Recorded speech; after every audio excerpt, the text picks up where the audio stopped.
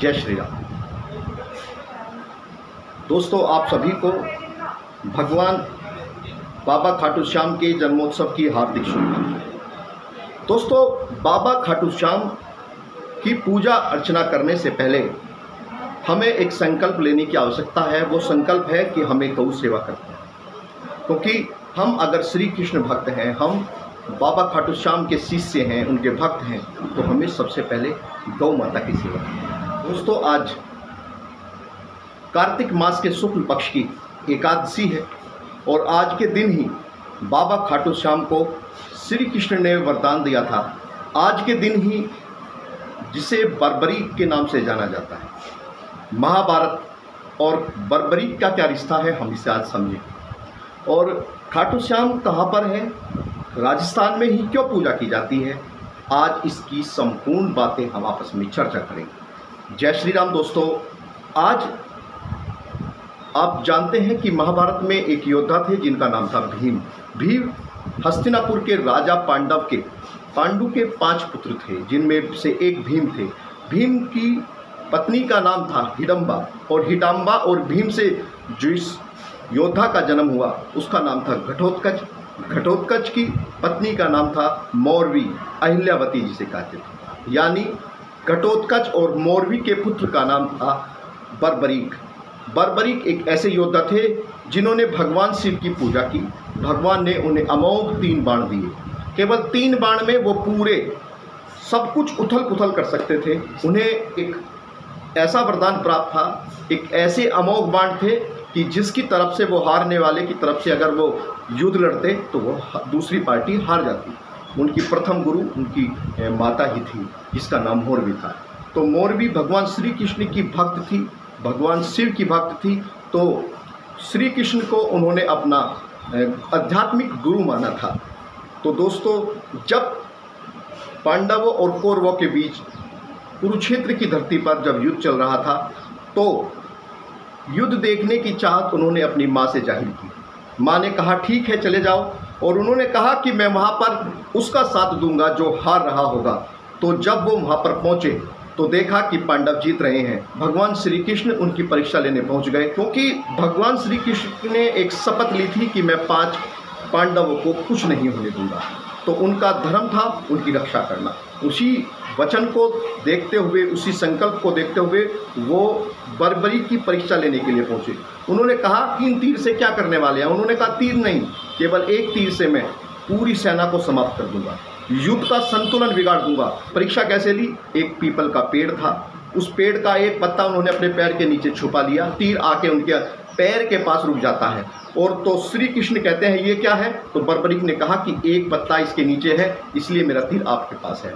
तो श्री कृष्ण समझ गए कि ये एक बड़े योद्धा हैं, और इस योद्धा ने अगर रणभूमि में अपना कदम रखे तो सब कुछ पलटने वाला है, सब कुछ युद्ध का संतुलन बिगड़ने वाला है। तो इसी चीज़ की रक्षा करने के लिए भगवान श्री कृष्ण ने, क्योंकि धर्म की विजय होनी थी, धर्म का नाश करना था, और इसी चीज़ को देखते हुए भगवान श्री कृष्ण ने उनसे कहा कि मेरा नाम श्री कृष्ण है। और तो उन्होंने उनके चरण स्पर्श किए और अपने गुरु कहा कि मैं आपको अपना गुरु मानता हूँ। मैंने जो शिक्षा मेरी माँ ने दी है, लेकिन आपको भी गुरु मानकर मैंने शिक्षा ली है। तो ये एक गुरु शिष्य के प्यार को बढ़ाता है। और शक्ति देखिए, तो भगवान श्री कृष्ण इस जन कल्याण को, धर्म की विजय को मनाने के लिए, धर्म की रक्षा करने के लिए उन्होंने अपने शिष्य से कहा कि आपसे बड़ा कोई योद्धा नहीं होगा। और उन्होंने कहा कि मैं गुरु दक्षिणा में कुछ मांगना चाहता हूँ। तो उन्होंने कहा कि सब कुछ मैं देने के लिए तैयार हूँ। तो भगवान श्री कृष्ण ने गुरु दक्षिणा में बर्बरीक से उनका शीश का दान मांग लिया। उन्होंने एक पल की भी देरी नहीं की और अपना शीश उतार के अपने गुरु भगवान श्री कृष्ण के चरणों में रख दिया, उनको सौंप दिया। तो उस दिन के बाद से जब उस बर्बरीक ने कहा कि मैं युद्ध देखना चाहता हूँ, मेरी चाहत थी, तो भगवान श्री कृष्ण ने उनकी शीश को, जहाँ सीकर स्थित है, राजस्थान में सीकर जहाँ पर खाटू श्याम है, आज जहाँ पर मंदिर स्थापित है, वहाँ पर भगवान श्री कृष्ण ने सीकर में जाकर के उसे शीश को रखा और शीश से कुरुक्षेत्र तक का युद्ध देखा गया। तो इसीलिए और भगवान श्री कृष्ण ने आज ही के दिन, एकादशी के दिन ही उन्हें वरदान दिया था कि आप कलयुग में मेरे नाम से, श्याम के नाम से पूजे जाओगे। खाटू स्थान पर ये स्थान है सीकर, तो इसीलिए उन्हें खाटू वाले श्याम कहा जाता है। और आज की इसी दिन को जन्मोत्सव के रूप में मनाया गया। आज पूरे देश में धूमधाम से भगवान श्री कृष्ण के भक्त के परम शिष्य बर्बरीक यानी खाटू वाले श्याम की आज के दिन जन्मोत्सव मनाया जा रहा है। तो प्यार से बोलिए बाबा खाटू श्याम की जय। भगवान श्री कृष्ण को पाने के लिए हमें क्या करना है, आपको ये भी सोचना होगा।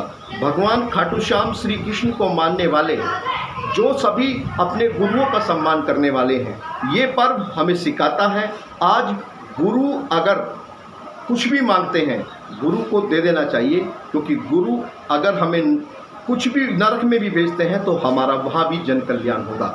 हमारा वहाँ पर भी अगर गुरु हमें नरक में भी भेजते हैं तो हमारा कल्याण होगा। तो आइए इसी के साथ मैं आप सभी को भगवान खाटू वाले श्याम, भगवान श्री कृष्ण के परम शिष्य के जन्मोत्सव की हार्दिक शुभकामनाएं देता हूं। और भगवान से मैं प्रार्थना करता हूं कि वे भगवान श्री कृष्ण अपना आशीर्वाद आप पर बना करके रखे। लेकिन आपको भी एक संकल्प लेना चाहिए आज के दिन कि हम भगवान कृष्ण और उनके परम शिष्य बर्बरीक के जन्मोत्सव पर संकल्प लेते हैं, मुट्ठी बांध करके संकल्प लेते हैं कि हम गौ माता को सड़कों पर धक्के खाने नहीं देंगे, गौ माता को पन्नी कचरा खाकर मरने नहीं देंगे। हम गौ माता को हर रोज़ पूर्व की तरह अपने संस्कारों से, जैसे हम पहले से करते आए हैं, 2-2 रोटी निकालेंगे और आखिरी रोटी कुत्ते के नाम की निकालेंगे। हम जन कल्याण की बातें करते हैं, हम ऐसे मंत्रों का ध्यान करते हैं